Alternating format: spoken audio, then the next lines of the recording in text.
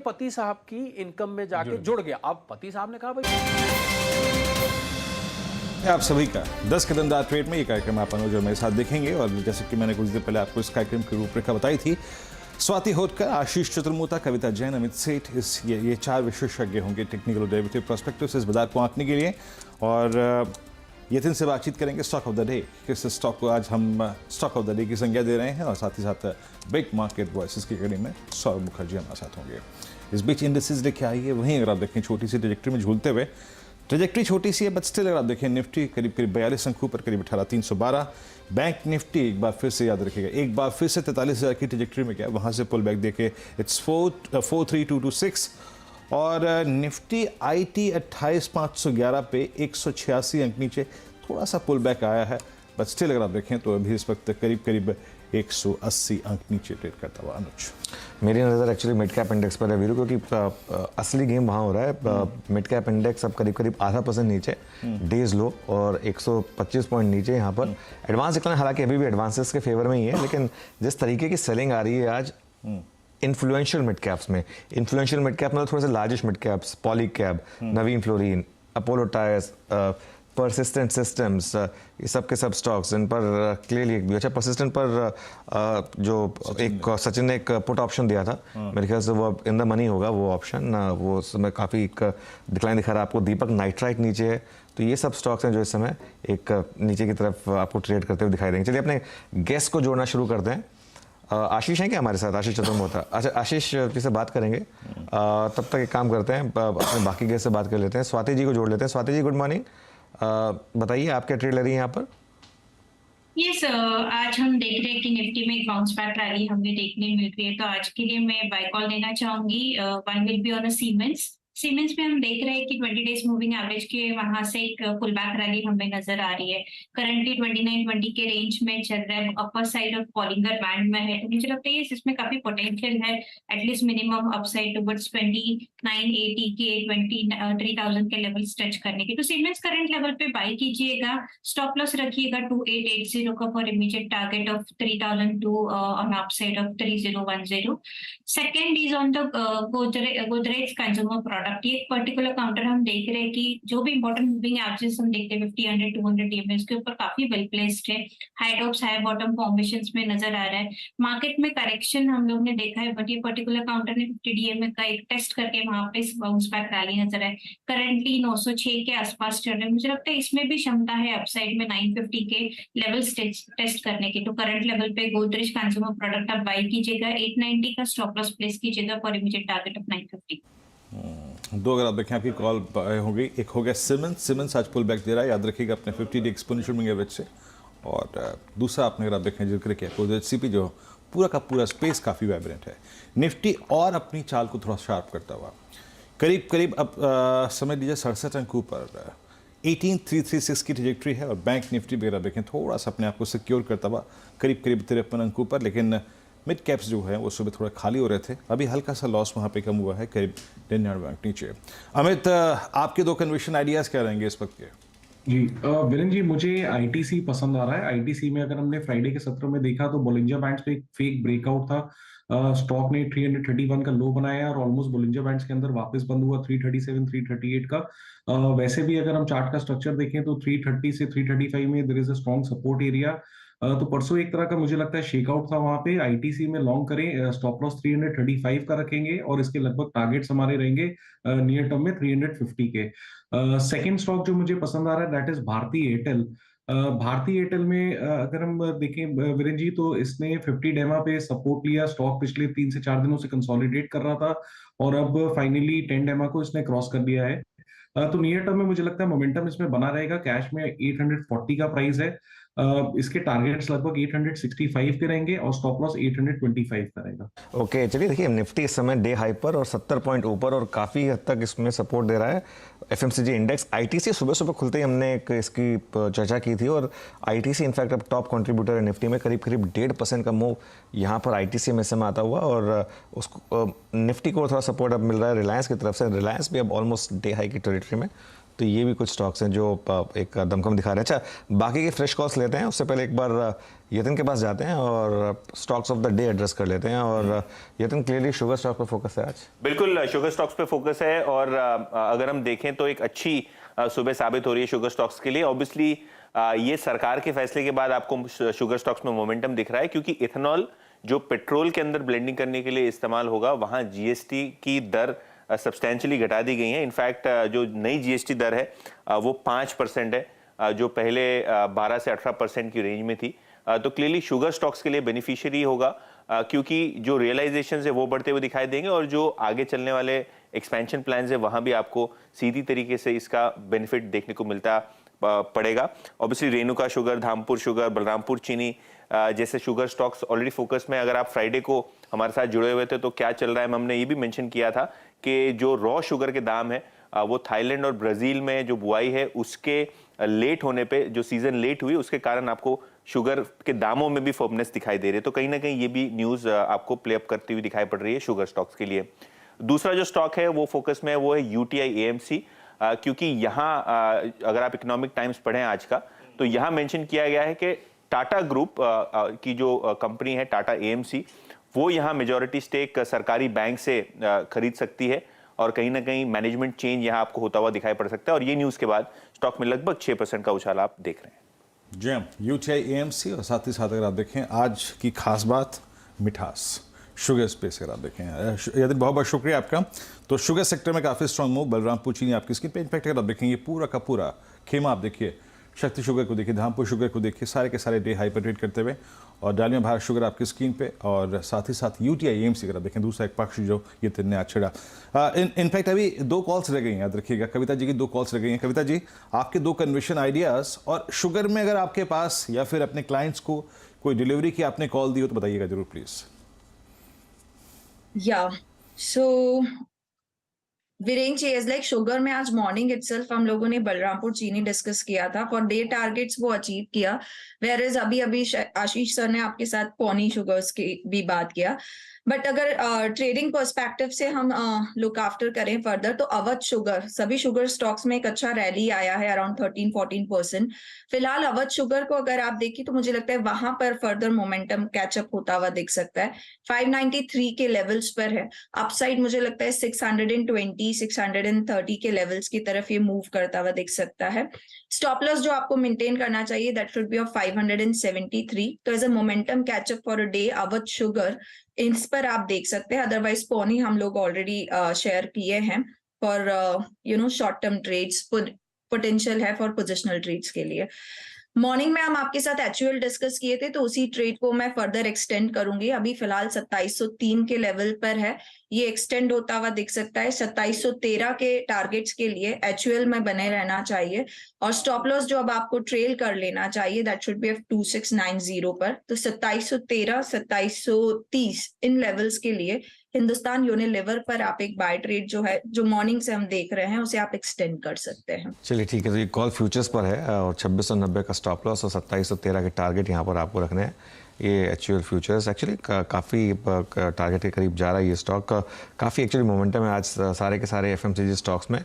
Momentum इस समय clearly Bharti Airtel में, एक बार जरा चार्ट लेकर आइए इंट्राडे भारती एयरटेल का, और देखिए वहाँ पर क्या ज़बरदस्त मोमेंटम। भारती ने पिछले हफ्ते आपको करेक्शन दिखाई थी, लेकिन भारती के साथ एक चीज़ है कि करेक्शन इसकी ज़्यादा समय तक टिकती नहीं है, और ज़बरदस्त बाउंस बैक इसमें आ जाता है। इनफैक्ट इसकी करेक्शन इतनी शैलो होती है कि अभी भी देखें आप तो इस ऑलरेडी 20 डे मूविंग एवरेज को इसने रिक्लेम कर लिया है, और उसके ऊपर ट्रेड करता है। 843 इस समय इस स्टॉक का भाव। इस पर कोई कॉल है क्या स्वाति जी? इसका अगर चार्ट देखें भारतीय एयरटेल का, तो भारतीय एयरटेल की बात करो तो टेक्निकली मुझे लगता है इसने मोमेंटम लास्ट कुछ वीक से देखे या 1 महीने से देखे तो काफी सेल ऑफ नजर आया था। आज इंट्राडे ऑलमोस्ट 2.5% अपसाइड 820 डीएम में टच किया, उसके ऊपर भी अभी फिलहाल ट्रेड हो रहा है। आज का क्लोजिंग देखना बहुत इंपॉर्टेंट होगा। अगर 835, 840 के अबाव ये क्लोज रखता है तो ये मोमेंटम कैरी फॉरवर्ड हो सकता है, जो कि भारतीय एयरटेल को लेके जा सकते हैं 855 to 860 के लेवल, जो कि प्रीवियस स्विंग्स है। तो फ्रेश पोजीशंस में इनिशिएट नहीं करना चाहूंगी, पर जिनके पास भी लॉन्ग और डेफिनेटली होल्ड ऑन कर सकते हैं with a stop loss of 835 for a target of 860। आप अगर देखें भारतीय एयरटेल 842, यकीन अगर आप देखें स्ट्रॉन्ग पुल बैक भारतीय एयरटेल में आज और कुछ स्टॉक्स जो कि आज पुल बैक मोड में है, उसमें ऑटो में अगर आप देखें, मैं काफ़ी देर से देख रहा हूँ, मेरे स्क्रीन पे मारुति की कॉल्स डी हाई पे अपीयर हो रही है, 8600 की कॉल डी हाई पे ट्रेड करती हुई। और कुछ ऐसे स्टॉक्स जिनमें पिछले हफ्ते यानी इवन शुक्रवार तक हमने काफ़ी वाइल्ड स्विंग देखा था, उसमें आरबीएल बैंक भी शामिल था। और लोग देखिए आरबीएल को बाजार कैसे ग्रैब कर रहा है। आज आरबीएल खुला, स्लिप हुआ, गया करीब करीब 162 की ट्रैजेक्टरी तक, और वहाँ से देखिए क्या स्ट्रॉन्ग बाइंग। आई थिंक जिन स्टॉक्स में इस दौर में सबसे स्ट्रॉन्ग मूव था उसमें आरबीएल शामिल है। अमित जी, आपका व्यू 165 पे, आई मीन डेली चार्ट्स पे अभी तक कोई प्राइस डैमेज नहीं है। आज के सुबह के मॉर्निंग के डिप को बाजार ने हाथों हाथ बाय किया। आपका टेक इस वक्त आरबीएल पे? काफी बेहतरीन स्ट्रक्चर है। इनफैक्ट हमने देखा कि आरबीएल ने अपना 10 EMA भी वॉयलेट नहीं किया है। और आज की भी अगर हम लोअर विक देखें तो काफी अच्छा है स्टॉक में। अगर किसी ने फ्रेश पोजीशन बनानी है तो 10 EMA पे स्टॉप लॉस रखें, जो कि लगभग 161 के आसपास स्टॉप लॉस रखें, और पोजिशनली इसके टारगेट्स 175 से 180 पॉसिबल है। बस वन वे रैली है एक्चुअली आरबीएल बैंक में। ये जो स्टॉक एक सेल ऑन रैली था, इससे एकदम चेंज होकर बाय ऑन डिप्स इस समय ये स्टॉक अब बन गया है। अब एक काम करते हैं, फिर थोड़ा सा लंबे समय की मार्केट की बात कर लेते हैं। अगर तो मार्केट ने इस साल बेशक नया रिकॉर्ड हाई छुआ है, लेकिन इसकी चाल एक सीमित दायरे में रही है। निफ्टी और सेंसेक्स ने सिंगल डिजिट में रिटर्न्स दिए हैं। अगले साल बाजार की दशा और दिशा क्या रह सकती है, कौन सी चुनौतियां और मौके होंगे, कमाई की थीम क्या होगी, इस पर चर्चा के लिए हमारे साथ मास्टर्स इन्वेस्टमेंट मैनेजर्स के फाउंडर सौरभ मुखर्जी जुड़ गए हैं। सौरभ जी, गुड मॉर्निंग, शुक्रिया जुड़ने के लिए। अच्छा, मैं थोड़ी सी मार्केट की बात करूं इससे पहले बनता है ये सवाल पूछना आपसे, क्योंकि आपने इसको लंबे समय से ट्रैक किया है। ये जो फ्राइडे को जो जीएमएम फॉडलर की डील हुई, जो प्रमोटर ने, जो फॉरेन प्रमोटर ने बेचा, हालांकि no skin in the game, हमें पता है कि अब ये पूरा का पूरा बिजनेस डोमेस्टिक प्रमोटर चला रहे हैं। इसको आप कैसे देख रहे हैं, क्योंकि आपके पास इन्वेस्टमेंट है इस स्टॉक में और अच्छी खासी इन्वेस्टमेंट है। हाँ जी, तो ये काफी हद तक बता दिया था, राइट। डीबीएजी जो जर्मन प्राइवेट इक्विटी फर्म है, उन्होंने बता दिया था 2 साल पहले जब एक्विजिशन हुआ था, जहां पे जीएमएम ने फॉडलर को खरीदा जर्मनी में, तब से हमको पता था कि डीबीएजी को एग्जिट करना है। वो प्राइवेट इक्विटी फंड है, उसका फंड लाइफ खत्म होने को आ रहा है। हमको पता नहीं था डेट कब है जब फॉडलर निकलेगा, बट पता था कि डीबीएजी अपना पूरा स्टेक बेचेगा। करीबन 30% का स्टेक है, जहां तक हमको खबर आ रही है। 30 का 17% बिका फ्राइडे को, so there still a little bit left जो बिक जाएगा। सो कुछ आश्चर्यजनक बात नहीं थी कि स्टेक बिकेगा, ना ही हमको कुछ संकोच हुआ कि शेयर प्राइस नीचे आया। In fact as you would expect, जैसे शेयर प्राइस नीचे आया, हमने और खरीदारी की चेष्टा की। I haven't spoken to the traders yet कि फ्राइडे को कितना हम खरीद पाए, बट हमारे ट्रेडर लगे हुए थे काम पे, फ्राइडे को कोशिश कर रहे थे। जैसे उस स्टेक सेल में 17% बेचा फ्राइडे को, और डीबीएजी के बाद अभी भी और 16% बाकी है, जो मेरे ख्याल से अगले 1 साल में बेचेंगे। सो जैसे जैसे ही इस कंपनी में शेयर सस्ते में मिलते हैं, हम खरीदते रहते हैं, बिकॉज जैसे सबने देखा होगा लास्ट 5 साल में जो मैनेजमेंट ने प्रदर्शन किया है, छोटे से इंडियन कंपनी को एक मल्टीनेशनल बना दिया है, जहाँ पे प्रॉफिट 40-50% से ग्रो कर रहा है। कमाल का स्टोरी है। और जहाँ पे भी मौके मिलते हैं ब्लॉक्स मिलने का, ब्लॉक्स की खोज पे रहते हैं, especially blocks at a discount to share price. तो कुछ आश्चर्यजनक बात नहीं थी फ्राइडे को, एक्सपेक्टेड था। डेट का पता नहीं था कब डीबीएजी बेचेगा, but obviously we knew it would happen at some stage, हम तैयार थे और हमने ट्रेड्स लगा के खरीदारी शुरू कर दी थी फ्राइडे को, जब डिस्काउंट पे शेयर्स मिल रहे थे फ्राइडे को। ओके, चलिए ठीक है। तो ये तो हो गई जीएमएम फॉडलर की बात। सौरभ, अब मार्केट पर क्या व्यू है इस समय? एक मार्केट ने इस साल एक्चुअली काफ़ी बाइपोलर नेचर दिखाया है। मतलब निफ्टी ने कुछ नहीं किया ज़्यादा, लेकिन विद इन दैट बैंक्स ने ज़बरदस्त आउट परफॉर्मेंस दिखाई, आईटी ने एक बहुत बड़ी बेयर मार्केट दिखाई। एटलीस्ट इस साल 2023 के लिए क्या आउटलुक है? So before I talk about the outlook, एक बात समझा देता हूँ क्लियरली। जीएमएम फॉडलर में थ्रू मार्सेलस का पीएमएस मेरा निवेश है, हमारे 10,000 क्लाइंट्स का निवेश है, और मेरे कई कोलीग्स के पेरेंट्स एंड फैमिलीज का भी निवेश है। सो दैट जो वॉच कर रहे हो, आप क्लियर हो जाए कि इसमें हमारा भारी निवेश, खुद का पैसा लगा हुआ है जीएमएम फॉडलर में। और जिन स्टॉक का जिक्र करूंगा उन सब में हमारा निवेश यूजुअली काफी भारी रहता है। जिस प्रकार से मैंने रीड किया 2022 की जो स्टोरी थी, if I look at our products versus market, उससे आपको समझ आ जाएगी क्या नैरेटिव था। तो निफ्टी मानिए YOY कुछ 7-8% अप है, हमारा मार्सेलस का टिपिकल फंड, अगर मैं कंसिस्टेंट कंपाउंडर्स का उदाहरण लूं, मार्सेलस का फ्लैगशिप का सीसीपी प्रोडक्ट करीबन 4 या 5% डाउन है, तो मार्केट 8 अप है, सीसीपी 4 या 5 डाउन है। इसकी वजह स्ट्रेट फॉरवर्ड है, मार्केट ने पसंद किया कि वो पब्लिक सेक्टर स्टॉक्स लेगा, लास्ट 12 महीने में कुछ हद तक मेटल्स माइनिंग लेगा, पावर एंड इंफ्रास्ट्रक्चर लेगा, और ऐसे स्टॉक्स में मार्सेलस का निवेश होता नहीं है। सो मार्केट की जो कोशिश रही 2022 में, जहां तक मैं समझ पा रहा हूँ, कि सस्ता ढूंढो रादर देन क्वालिटी ढूंढो, and we are perfectly comfortable with that. हमको पता है from time to time, especially जब लोग डर जाते हैं, जब इंडिया में लोग डर जाते हैं किसी वजह से, युद्ध की वजह से या राइजिंग रेट्स की वजह से, जब लोग डर जाते हैं तो वो सस्ते की तरफ भागते हैं, और फिर जब डर कम होता है तो वो वापस आते हैं क्वालिटी की तरफ। अब 2023 में कौन सा थीम चलेगा मेरे को पता नहीं है, जहां तक मेरे को दिख रहा है 3 चीजें साफ साफ जाहिर हो रही है। पहली तो हमारी इकोनॉमी की हालत काफी हेल्दी है, ब्रॉड बेस्ड रिकवरी है, barring the blue collar under class, जिनके लिए कुछ दिक्कतें अभी भी मेरे ख्याल से चल रही हैं।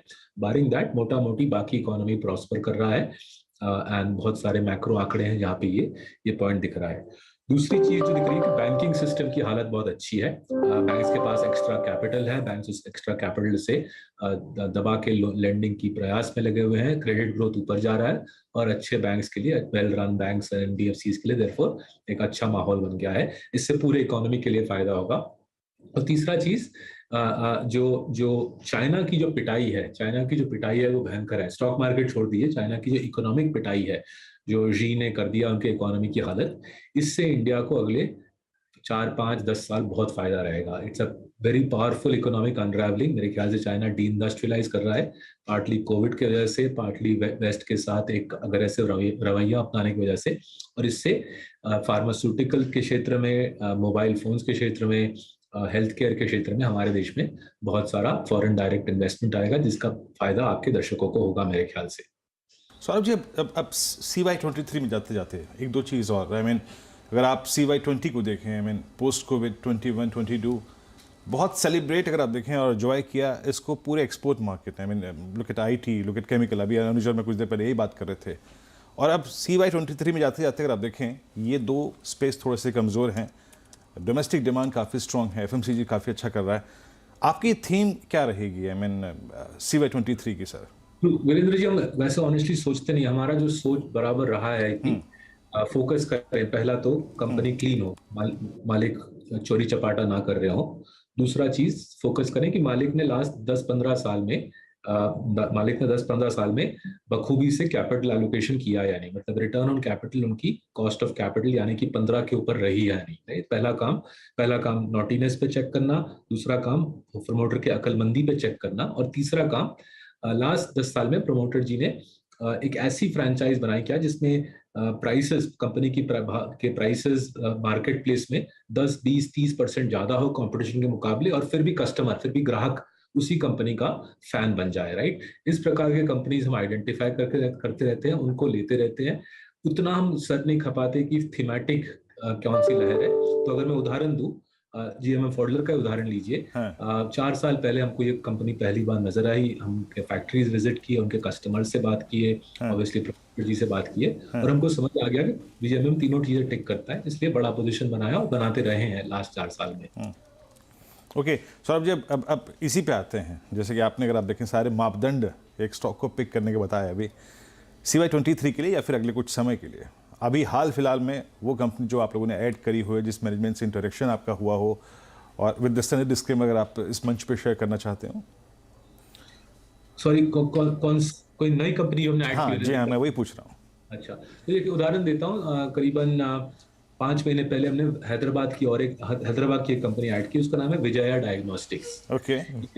तेलंगाना आंध्रा का स्पेशलिस्ट है in radiology and pathology. Doctor Lal path lab जो हमारे पोर्टफोलियो में कई सालों से है, वो पैथ लैब्स करता है, पैथोलॉजी करता है, माने कि blood test, urine test, covid test.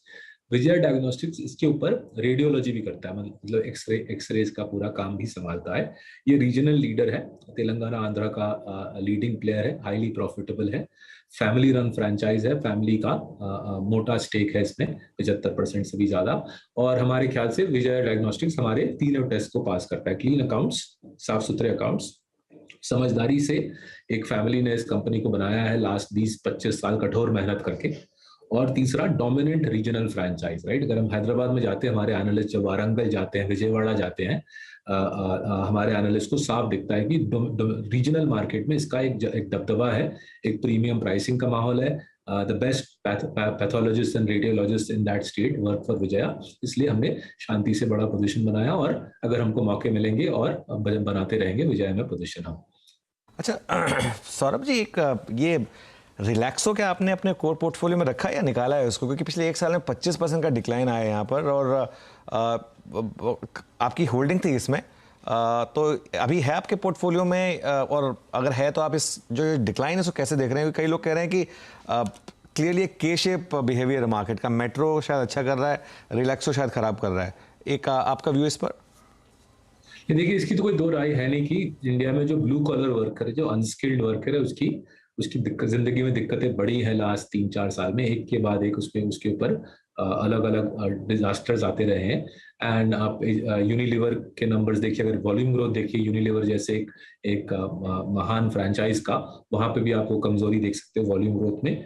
हमारे पोर्टफोलियो में वी मार्ट है जो लोअर एंड पे अपैरल बेचता है, 150-200 रुपए प्रति पीस अपैरल बेचता है, वहां पे भी हमको सेम स्टोरी दिख रही है। अगर हम अमृतांजन देखें, जो हमारे स्मॉल कैप पोर्टफोलियो, वहां पे भी हमको सेम स्टोरी दिख रही है। मतलब पेन रिलीफ, मतलब बाम जैसा सेगमेंट जो आप सोचोगे कुछ डिस्क्रेशनरी नहीं है, वहां पे भी कमजोरी दिख रही है। सो रिलैक्सो को भी सेम दिक्कत झेलनी पड़ी है हवाई चप्पल में। रिलैक्सो का सैंडल बिजनेस हमारे अनुमान से काफी अच्छा ग्रो कर रहा है एक्चुअली, बट हवाई चप्पल सेगमेंट में इसको वो सेम दिक्कतें झेलनी पड़ रही है। अभी हमारे small cap portfolio, mid cap portfolios में रिलैक्सो है। ऑब्वियसली हम देख रहे हैं कि किस हद तक जो लो इनकम सेगमेंट की पिटाई है, किस हद तक रिलैक्सो को आगे इफेक्ट करती है। मेरे को कुछ उम्मीद नहीं है कि लो इनकम सेगमेंट सडनली उछल पड़ेगी। मेरे को वैसे कुछ ट्रिगर नजर नहीं आ रहे जिससे लो इनकम सेगमेंट को बहुत बेहद राहत मिलेगी। फोकस इस पे है कि मैनेजमेंट किस तरीके से इस दिक्कत के साथ झेलता है। And by the way same चीज हम वी मार्ट पे भी नजर रख रहे हैं और अमृतांजन पे भी नजर रख रहे हैं कि ये जो दिक्कत आई है मास और लो इनकम कंजम्पशन में, इसके साथ कंपनीज कैसे जूझती है। डी मार्ट नहीं, V Mart, just to clarify, हमारे पोर्टफोलियो में डी मार्ट नहीं, वी फॉर विक्ट्री मार्ट है। कर देते हैं, इसको चेंज कर देते हैं। डी मार्ट नहीं है, वी मार्ट है। डी मार्ट नहीं है सौरभ जी के पोर्टफोलियो में, वी मार्ट, इसको चेंज कर देंगे। वी मार्ट रिटेल जो आपकी स्क्रीन पर इस समय दिखाई दे रहा है। अच्छा सौरभ जी, एक और स्टॉक जिस पर आप पॉजिटिव रहे हैं वो है डिवीज लैब्स, और ये हर साल आपको एक अच्छी करेक्शन देता है, और उसमें अगर आप बाय करते हैं तो नॉर्मली आपका पैसा बनता है। तो इस साल की करेक्शन आ गई क्या? कहा जरूर हर साल देता, हर साल नहीं, इस साल आते हो गई 30% गिर गया इस साल अपने हाई साल गिरा है, तो इस साल अच्छी करेक्शन आई है। और ऑब्वियसली जैसे आप बोलते हैं, भारी पूरा फायदा उठाया है, और फायदा उठाया क्योंकि काफी आसान है इसको समझना। ये कंपनी की जो पोजीशन है एपीआई में, और एपीआई में जस्ट टू बी क्लियर, ये दुनिया के 6 सबसे बड़े फार्मा कंपनीज के लिए एपीआई बनाता है, कंट्री का लार्जेस्ट एपीआई मैन्युफैक्चरर है। एंड इसके साथ साथ वो कस्टम सिंथेसिस भी करते हैं, मतलब बिस्पोक बेसिस पे दुनिया के बड़े फार्मा कंपनीज के लिए पूरी की पूरी दवाई बना के उनको देता है। जो डिवीज जो नहीं करता, जो तो बाकी फार्मा कंपनीज करते हैं, वो डिवीज वेस्टर्न फार्मा को टक्कर नहीं देता फॉर्मुलेशंस में। वो अपने वेस्टर्न मार्केट में जाके अपनी दवाई बेचने की प्रयास नहीं करता। वो एपीआई मतलब कि चूरन बनाता है दवाई का, और इन सम केसेस पूरी की पूरी दवाई बना के विदेशियों को देता है। जैसे कि फाइजर को उसने मोलनुपिरावीर बना के दिया कोविड के दौरान at record speed. So stock 35% मेरे ख्याल से टूटी है लास्ट 12 महीने में, और ऑब्वियसली उसका हमने पूरा फायदा उठाया, बिकॉज डिवीज की जो फ्रैंचाइज है उसका इंडिया में कोई इक्वल नहीं है एपी और कस्टम सिंथेसिस में। एंड हमारे ख्याल से इसकी डिमांड रिकवरी आराम से आएगी। इसका जो रेपुटेशन है डिवीज का, फाइजर, नोवार्टिस, ग्लैक्सो इत्यादि के साथ, दूसरे इंडिया में किसी कंपनी का वैसा रेपुटेशन नहीं है। और जैसे जैसे विदेशी कंपनी चाइना के ऊपर डिपेंडेंस कम करने की चेष्टा करेंगे, वो डिवीज के पास आके और सामान ऑर्डर करेंगे। इसका फायदा उठाने के लिए हमने पोजीशन को रैंप अप किया है, जैसे जैसे शेयर्स टूटे हैं 2022 में। सौरभ जी, बहुत बहुत शुक्रिया, आप इस कार्यक्रम में शामिल हुए और अभी सभी इन्वेस्टमेंट्स के बारे में और आउटलुक को अपने हमारे साथ शेयर किया। आई होप जब अगली मुलाकात होगी इससे भी अच्छी बात होगी। और सर, आपको एडवांस में नए वर्ष की शुभकामनाएं, और 2023 आपके लिए बहुत स्वर्णिम हो, और आपके पोर्टफोलियो में अगर आप देखें बेहद शानदार रिटर्न्स देखे जाए। बहुत बहुत शुक्रिया सर इस कार्यक्रम में शामिल होने के लिए। Happy new year to all your viewers. Thank you sir, thank you very much. इस पीछे मार्केट्स लेके आइए और इट्स 18345 आशीष चतुर्मोता जुड़ चुके हैं हमारे साथ। आशीष, गुड मॉर्निंग, कार्यक्रम में स्वागत है। एक पुल बैक नजर आ रहा है और under the leadership of FMCG, आपका आज का व्यू और आपके दो कन्विक्शन कॉल। आशीष, गुड मॉर्निंग अनुज, गुड मॉर्निंग वीरेंद्र। तो देखिए, बिल्कुल इंडेक्स के अंदर में एक गिरावट के बाद थोड़ी स्टेबिलिटी आज 18,300 के स्तरों के आसपास देखने को नजर आ रही है। तो मेरे हिसाब से एक अच्छा सपोर्ट जोन भी है और कहीं ना कहीं मोमेंटम और शॉर्ट टर्म इंडिकेटर्स भी ये बता रहे हैं कि पुल बैक बाजार में आ सकता है। बट ओवरऑल मुझे लगता है कि रेंज रहेगी 18,600 से 18,300, ये ब्रॉड ट्रेजेक्ट्री निफ्टी की रहेगी। जब 18,600 के ऊपर बाजार निकलेगा तभी कोई बड़े स्ट्रेंथ के या बड़े ब्रेकआउट के सिग्नल मिलेंगे, तब तक एक रेंज के अंदर मुझे लगता है बाजार ट्रेड करता हुआ नजर आएगा। बट इस ट्रेडिंग रेंज के अंदर भी मुझे लगता है जो स्टॉक हमें अच्छे लगते हैं, पहला तो सीमेंट बास्केट है जहां पे काफी अच्छे प्रॉमिसिंग ट्रेंड देखने को मिल रही है, रिलेटिव स्ट्रेंथ काफी बेटर देखने को नजर आ रही है। और उनमें भी अल्ट्राटेक, डालमिया जैसे स्टॉक है जहाँ काफी अच्छा पैटर्न बन रहा है। तो मैं आज जाना चाहूंगा अल्ट्राटेक सीमेंट के साथ, जहां पर पे वीकली, डेली सभी चार्ट पर एक बहुत अच्छा कंसोलिडेशन देखने को मिला और यहाँ पर हम देख रहे हैं कंटिन्यूसली 7,000 के लेवल पे स्टॉक एक बहुत अच्छा सपोर्ट ले रहा है। तो 7,000 के ही स्टॉप लॉस के साथ अल्ट्राटेक सीमेंट में खरीदारी की राय रहेगी। ऊपर में मैं मानता हूँ 7,300 तक के शॉर्ट टर्म लक्ष्य अल्ट्राटेक सीमेंट के स्टॉक में देखने को नजर आ सकते हैं। दूसरी पिक मेरी होगी बैंकिंग बास्केट से और यहाँ मैं चूज कर रहा हूँ एक्सिस बैंक को, जहां पर बहुत ही अच्छा कंसोलिडेशन पिछले 3 दिनों में देखने को नजर आया और कोई बड़ी डिप देखने को नजर नहीं आई। बहुत ही स्मॉल रिट्रेसमेंट हमें देखने को नजर आ रहा है। उसके साथ ही स्टॉक अच्छी तरह से 930 के लेवल पर स्टेबल हो गया है। तो 930 को स्टॉप लॉस रखकर एक लॉन्ग पोजीशन एक्सिस बैंक में बनानी चाहिए। 965, 970 के लक्ष्य एक्सिस बैंक के स्टॉक में देखने को नजर आ रहा है। शुक्रिया आशीष, आज समय का अभाव है, थोड़ा सा आपसे बातचीत नहीं कर पाएंगे, कुछ विलंब से आप जुड़ पाए थे। बहुत शुक्रिया इस कार्यक्रम में जुड़ने के लिए। और अब एक काम करते हैं, यहाँ से जो है आगे की कमान सुमित को देते हैं और 10 कदमदार को ट्रेड पे ही स्थगित करते हैं, समाप्त करते हैं, माफ कीजिएगा, गलत शब्द का मैंने चुनाव किया। सुमित के पास चलते हैं। सुमित, पहले तो आपका स्वागत है मुंबई में। मैं दिल्ली की ठंड छोड़ के आया है, आप सोचिए, मतलब आज दिल्ली में 15, यहाँ 31 और यहाँ 31 ही चल रहा है। यही है यहाँ की ठंड। नहीं, ऐसा नहीं है, मैं बता रहा हूँ, मैं 2018 में 19 में ही था सुमित। 2018 में मुंबई का मौसम कितने टाइम बाद आया आपकी बारी? नहीं, अभी तो मैं 5-6 महीने बाद आया हूँ, लेकिन जब 2018 मैंने पूरा मुंबई में स्पेंड किया था सुमित, उस वक्त तो अच्छी ठंड थी, अच्छी ठंड थी दिसंबर में। लेकिन जब मैं कल जब लैंड कर रहा था, उस वक्त जब पायलट ने अनाउंसमेंट की, टेम्परेचर उस वक्त 33। तो मैं इस बार सरप्राइज था क्योंकि मैं कुछ और सोच के आया था। नहीं, लेकिन ये बोल रहे हैं कि 22 तारीख के बाद शायद बॉम्बे में ठंड जो है वो आनी शुरू हो जाएगी। 22 के बाद, चलिए ठीक है, वो भी देख लेंगे। 24 तक मैं यहाँ पे हूँ, कोई दिक्कत की बात नहीं। मतलब जिनको नहीं पता, ये बात बड़ी इंटरेस्टिंग है कि वीरेंद्र को मैं शायद 1.5 दशक से जानता हूँ, 2007 और मैं पहली बार जब ऑन एयर गया था तब उस समय वीरेंद्र हमारे एंकर हुआ करते थे। और वो दिन वीरेंद्र आपको कभी फुर्सत से बताइए कितना भयावह था वीरेंद्र के लिए भी और मेरे लिए भी। खैर, शुरुआत करते हैं ट्रेडर्स हॉटलाइन की। हमारे साथ कुछ ही देर में सर्वेंद्र मौजूद होंगे जिनसे हम चर्चा करेंगे मार्केट्स को लेकर और सर्वेंद्र से दर्शकों के सवालों के जवाब भी लेंगे। आज पिंक शर्ट में ही सर्वेंद्र मौजूद है, टाई तो छोड़िए। सर्वेंद्र से बातचीत करते हैं, लेकिन पहले देख लेते हैं हेडलाइंस।